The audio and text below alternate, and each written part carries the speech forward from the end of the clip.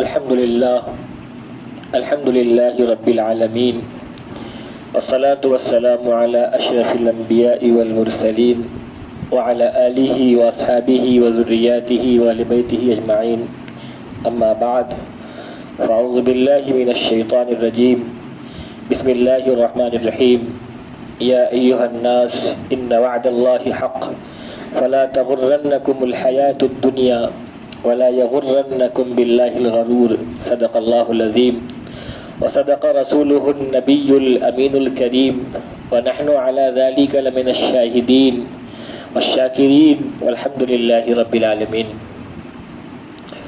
بزرگان محترم،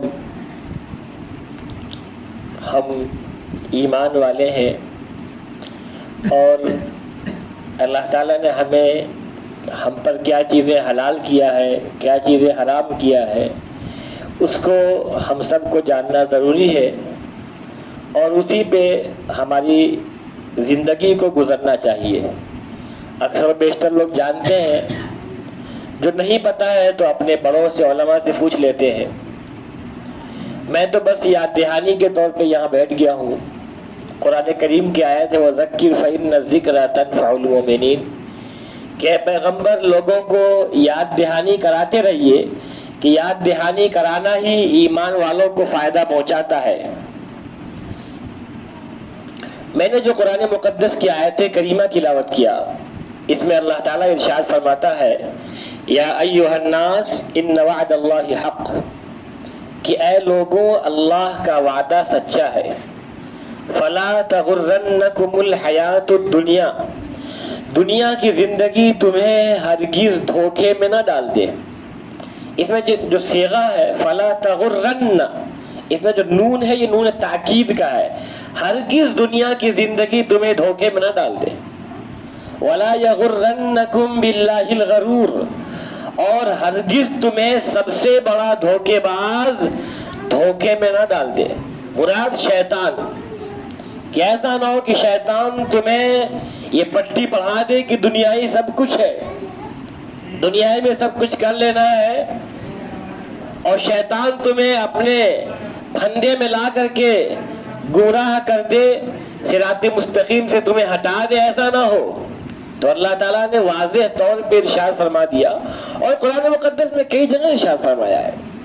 پھر شیطان انسان کا ایسا دشمن ہے کہ جو انسان کو نظر بھی نہیں آتا ہے، دکھتا بھی نہیں ہے، لیکن وہ مجرد دم جو خون کی رگیں ہیں، شیطان ادھر بھی پہنچ جاتا ہے۔ انسانوں کو بہکانے کے لیے شیطان کوئی کسر نہیں چھوڑتا۔ اس لیے ہمیں اپنی زندگی کو اسلامی اعتبار سے ڈھالنا ہے اور یہ جان لینا ہے کہ یہ دنیا سب کچھ نہیں ہے، بلکہ یہ دنیا کچھ بھی نہیں ہے، یہ دنیا کچھ بھی نہیں ہے۔ اصل جو زندگی مرنے کے بعد کی زندگی آ رہی ہے، اللہ جو نعمتیں ہمیں عطا فرمانے والا ہے، جو انعامات دینے والا ہے، وہ انعامات بہت بڑے ہیں۔ اب جنت کے مقابلے میں دنیا کی کیا حقیقت ہے؟ حدیث پاک میں آتا ہے کہ اگر دنیا کی اہمیت اللہ تعالیٰ کے نزدیک مچھر کے پر کے برابر بھی ہوتی، سنیے گا غور سے، دنیا کی اہمیت اللہ تعالیٰ کے نزدیک مچھر کے پر کے برابر بھی ہوتی تو اللہ کسی غیر ایمان والے کو ایک قطرہ پانی نہیں دیتا۔ ایک قطرہ پانی اللہ کسی غیر ایمان والے کو نہیں دیتا اگر دنیا کی اہمیت اللہ کے نزدیک مچھر کے پر کے برابر بھی ہوتی۔ اب مچھر کتنی ادنا سی مخلوق ہے، حقیر سی مخلوق ہے، تو معلوم ہو کیا ہوا کہ اللہ کے نزدیک دنیا کی اہمیت اس سے بھی کمتر ہے۔ ہاں، یہ دنیا ہمارے لیے امتحان گاہ ہے، آزمائش کی جگہ ہے، یہاں ہم امتحان کے لیے آئے ہوئے ہیں۔ پھر ان امتحانات میں اچھے نمبرات سے ہم نے کامیابی حاصل کر لیا، وہاں جو انعامات ملنے والے ہیں جنت میں، وہ انعامات بہت بڑے ہیں، بڑے اعلیٰ درجات کی انعامات ہیں۔ اب جنت کے آپ نے اکثر سنا ہوگا حالات کہ انسان کو اس دنیا سے 10 گنا بڑی زمین، یہ سب سے لو جو کیٹیگری کے لوگ ہیں جنت میں، ان کے حالات ہیں۔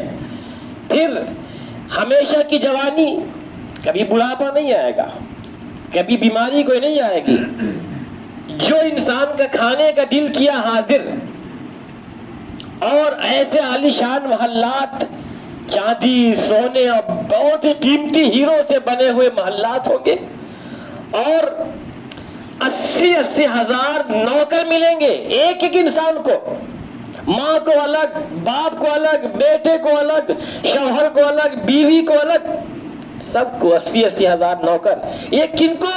جو جنت میں بالکل لو کیٹیگری کے لوگ ہوں گے، ان کی حالت یہ۔ اور کبھی کوئی طرح کا پرہیز نہیں، ایسا نہیں ہے کہ شوگر ہو گیا تو میٹھا بند، بلڈ پریشر ہو گیا تو نمک بند، پیٹ خراب ہو گیا تو بھیا لو چکنا بند، تیل مسالہ بند، کچھ نہیں۔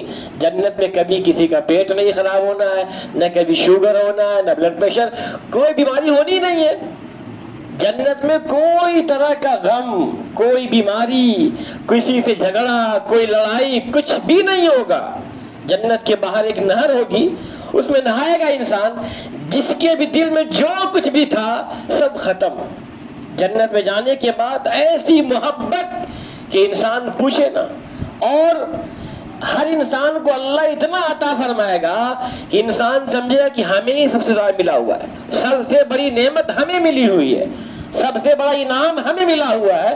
ہر انسان تصور کرے گا یہ وہ بہت سی نعمتیں ہیں جو انسان کو کبھی ختم نہیں ہونے والی ہے۔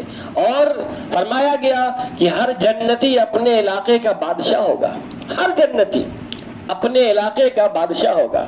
اب تصور کریں آپ، چھوٹے موٹے پردھانی کے لیے اور نگر پالیکا کے چیئرمین کے لیے جہاں چند ہزار لوگ ہوتے ہیں، انسان داؤں پہ سب کچھ لگا دیتا ہے، لیکن یہ کتنے دن کے لیے؟ 5 سال کے لیے ہوتا ہے، پھر ختم، پھر زور لگاؤ بھیا۔ وہاں کی جو بادشاہت ہے کبھی ختم ہی نہیں ہوگی، ہمیشہ کی بادشاہت ہے۔ تو بہت بڑا سودا ہے، اس سودے کو ہمیں پانا ہے، اس دنیا سے اپنے ایمان کو بچا کے لے کے جانا ہے، عمل صالح کرنا ہے، نیک عمل کر کے جانا ہے، پھر وہ جو کامیابی ہے جس کو قرآن نے فرمایا ذالک هو الفوز العظیم، یہی اصل کامیابی ہے، یہی بڑی کامیابی ہے۔ دنیا میں انسان چاہے 50 محل بنا لے، 50 گاڑیوں اور بلڈنگ اور فلیٹ بنا لے، یہ دنیا کی زندگی ختم ہو جائے گا، آنکھ بند ہوتی ہی ختم، لوگ وارث بن جائیں گے۔ لیکن جنت کی نعمتیں کبھی ختم نہیں ہوگی، وہاں کبھی کسی کو موت نہیں آئے گی، کبھی بڑھاپا نہیں آئے گا، کبھی کسی طرح کا کوئی ٹینشن نہیں، کوئی غم نہیں ہوگا۔ تو ہمیں وہ چیز پانا ہے۔ اب اس چیز کی رکاوٹ میں، اس چیز کے سامنے شیطان حائل ہے۔ وہ شیطان چاہتا ہے کہ جہنم میں ہم کو تو جلنا ہے، ہمارے ساتھ اور بھی لوگ جلے زیادہ سے زیادہ، تو شیطان انسانوں کو گمراہ کرتا ہے۔ رب کائنات نے ہمیں آگاہ فرمایا یا ایھا الناس ان وعد اللہ حق فلا تغرنکم الحیات الدنیا، کہ اے لوگوں دنیا کی زندگی تمہیں دھوکے میں نہ ڈال دے، اور سب سے بڑا دھوکے باز شیطان دھوکے میں نہ ڈال دے۔ پتہ آپ کو شیطان کبھی ہمدرد بن کے بھی آتا ہے۔ حضرت امیر معاویہ رضی اللہ عنہ تہجد میں ڈیلی اٹھا کرتے تھے، ایک دن آنکھ لگ گئی نہیں اٹھ پائے، تو دن بھر اللہ کے سامنے استغفار کرتے رہے کہ اللہ معاف فرما دے، آج تہجد میں نہیں اٹھ سکا، اللہ معاف فرما دے، بہت استغفار کیا اللہ کے آگے۔ اب اگلے دن جب سو رہے تھے، دروازہ اندر سے بند تھا، کوئی جگہ رہا، حضرت اٹھیے تہجد کی نماز پڑھ لیجئے۔ کہا کون؟ دروازہ بند ہے، کون اندر آ گیا؟ تو کہنے لگا کہ حضرت اٹھ جائیے تہجد پڑھ لیے۔ کہا ٹھیک ہے، لیکن تم ہو کون؟ تم آئے کیسے؟ کہا حضرت سچ بتاؤ تو میں تو شیطان ہوں۔ کہا شیطان؟ اور شیطان کا کام نماز کے لیے جگانا، تمہارا کام تو نماز سے روکنے کا تھا نا، تم کیوں جگانے آ گئے؟ کہا حضرت چھوڑیے اپنا کام۔ کہا نہیں بتاؤ۔ تو کہا کہ حضرت اصل بات یہ ہے کہ جب ایک دن آپ کی تہجد چھوٹ گئی اور جب آپ اللہ کے سامنے روئے، گریہ زاری کیا، تو اللہ نے آپ کے مقام کو، درجات کو اتنا بلند کر دیا کہ آپ سینکڑوں سال بھی آپ تہجد پڑھتے تو مقام اتنا بلند آپ کا نہ ہوتا۔ تو ہم نے کہا کہ جو نیکی آپ کو ملتی وہ اتنی ہی ملے، یہ زیادہ کیوں ملے، اس لیے میں جگانے آ گیا۔ تو شیطان کبھی ہمدرد بن کے بھی آتا ہے، آپ کا غمخوار بن کے آتا ہے۔ اس شیطان کی چال بازیوں سے ہمیں اپنے آپ کو الرٹ کرنا ہے، ہمیں سمجھنا ہے اس کی مکاری کو۔ ہمارا بڑا کریم ہے، اللہ معاف کرنے کو تیار ہے. اللہ انتظار میں ہے بندے کی توبہ کے کہ بندہ اللہ سے معافی مانگے, اللہ معاف کرنے کو تیار ہے. ابھی بھی وقت ہے, ابھی بھی وقت ہے. اب اپنے پوری زندگی کے گناہوں سے توبہ کر لیں. ایک بار ہم نے کہا اللہ پوری زندگی کے گناہوں سے معافی مانگنا ہو, اللہ معاف کر دے, اللہ معاف کرنے کو تیار ہے. اور انسان خطا کا پتلا ہے, توبہ کر لے گا, گناہ پھر ہو جائیں گے, پھر توبہ کرے اللہ پھر معاف کرے گا. ہاں یہ مت کرے توبہ کرتے ٹائم دل میں یہ نیت نہ ہو کہ پھر گناہ کریں گے. توبہ کی قبولیت کی شرط سن لیجیے غور سے. توبہ کی قبولیت کی شرط یہ ہے کہ جب گناہ سے توبہ کیا جا رہا ہے تو دل میں یہ نیت ہو کہ اب دوبارہ گناہ نہیں کرنا ہے. ہاں دوبارہ گناہ ہو جائیں گے, انسان تو بھائی خطا کا پتلا ہے, لیکن توبہ کرتے ٹائم دل میں یہ نیت نہ ہو کہ چلو بھائی ٹھیک ہے, اچھا یہ نماز چھوڑ دیا تھا چلو پھر نماز چھوڑیں گے توبہ کر لیتے ہیں. ایسا نہیں ہے. توبہ کرتے ٹائم نیت ہو کہ اب یہ گناہ نہیں کریں گے, دوبارہ گناہ ہو جائے پھر توبہ کرے. انسان بار بار توبہ کرے, اللہ بار بار معاف کرنے کو تیار ہے. لیکن ہم توبہ اللہ سے خوب کریں, خوب گریہزاری کریں. ارے اللہ تو وہ ہے کہ جس نے لمبے لمبے سالوں تک گناہ کیا اللہ نے معاف کر دیا. ہاں دو چیزوں کا فرق ضرور سمجھ لیجئے, ایک اللہ کا حق ہے, ایک بندوں کا حق ہے. حقوق اللہ جیسے نماز, روزہ, تلاوت, ذکر و اذکار, صدقہ خیرات وغیرہ, اور بندوں کا جو حق ہے وہ اللہ نہیں معاف کرتا.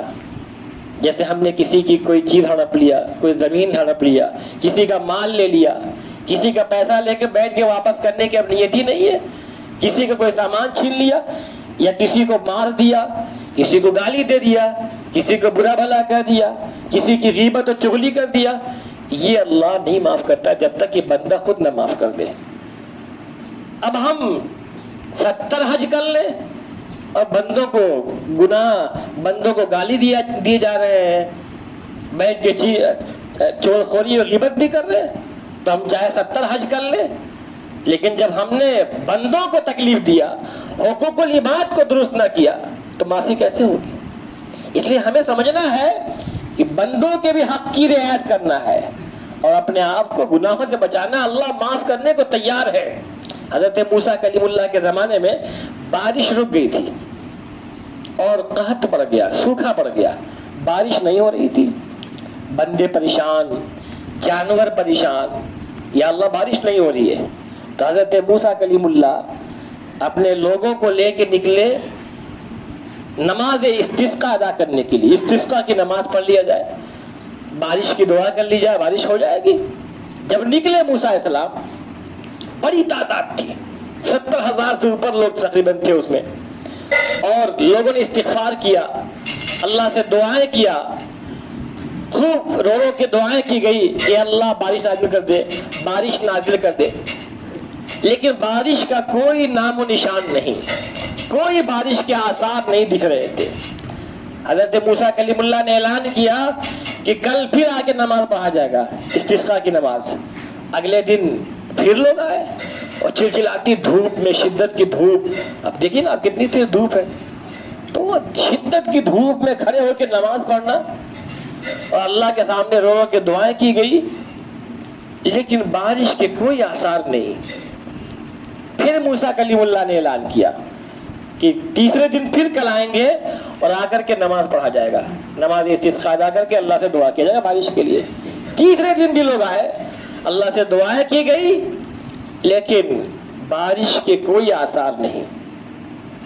اللہ نے, حضرت موسیٰ کلیم اللہ نے رب تعالیٰ سے کہا, فرمایا یا اللہ کیا بات ہے بارش نہیں ہو رہی ہے, تیرے بندے 3 دن سے آ گئے, 3 دن نماز استسقاء ادا کر دی, اللہ بارش تو کیوں نہیں بھیج رہا ہے؟ تو رب تعالیٰ نے فرمایا کہ موسیٰ اس مجمع میں ایک بندہ ہے جو 40 سال سے گناہ کر رہا ہے, 40 سال سے لگاتار گناہ کر رہا ہے, میری نافرمانی کر رہا ہے.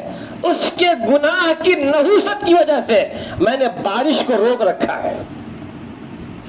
آپ اندازہ کر لیں کہ ایک آدمی کے گناہ کی وجہ سے اللہ نے بارش کو روک لیا, اور جب پورا کا پورا گاؤں ہی گناہوں میں ڈوبا ہوا ہو, پورا کا پورا خاندان گناہوں میں ڈوبا ہوا ہو, پورا کا پورا سماج گناہوں میں ڈوبا ہوا ہو تو اللہ کی رحمت کیسے آئے گی؟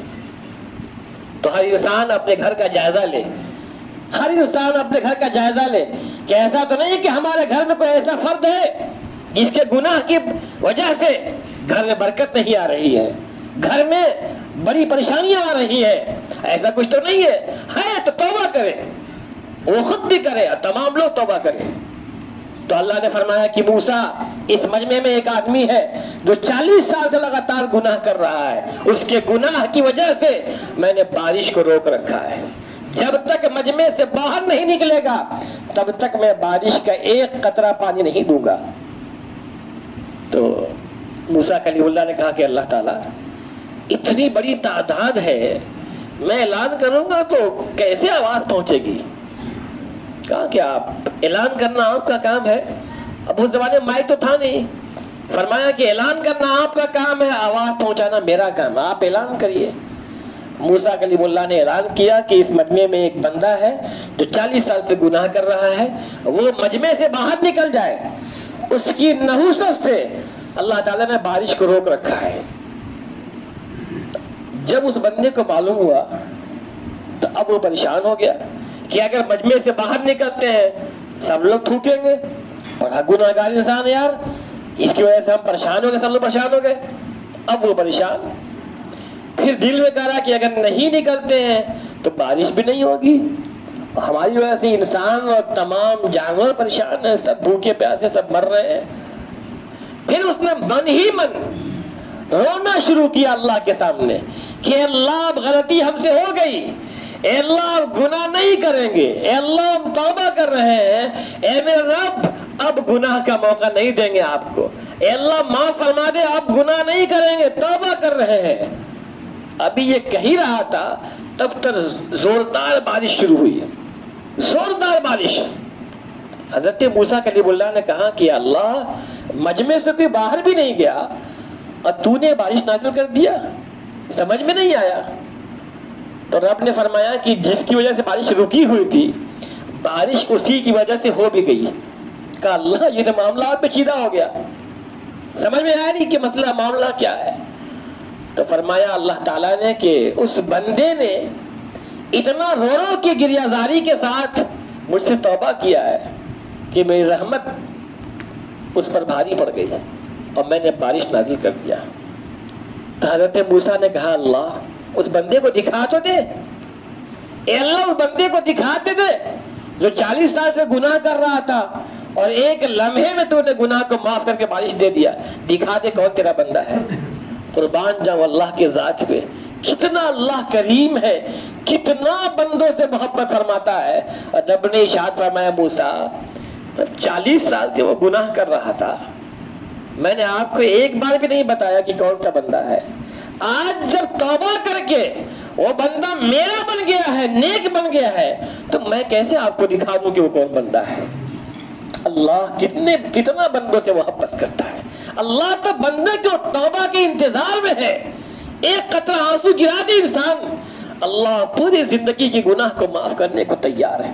حدیث پاک کا مفہوم ہے لا یلج النار، کہ وہ شخص جہنم میں نہیں جائے گا کہ جس کی آنکھوں سے اللہ کے ڈر سے آنسو نکلا، ایک قطرہ بھی آنسو نکل گیا وہ جہنم میں نہیں جائے گا، حتی یعود اللبن فی الزرع، یہاں تک کہ دودھ جو تھن سے نکلا ہوا ہے تھن میں واپس چلا جائے۔ مفہوم حدیث کا یہ ہے کہ جس طرح دودھ تھن میں واپس نہیں جاتا ہے، اسی طرح جس آنکھ سے اللہ کے ڈر سے آنسو نکلتا ہے اللہ اس جسم کو جہنم کی آگ میں نہیں جلائے گا۔ اگر ایک قطرہ خدا کے خوف سے آنسو نکل جائے انسان کا بیڑا پار ہو جائے گا۔ اس لیے ہم سب خوب اللہ کے سامنے روئیں، گریہ زاری کریں، توبہ کریں، اللہ پوری زندگی کے گناہ کو معاف کرنے کو تیار ہے۔ وآخر دعوانا ان الحمد للہ رب العالمین۔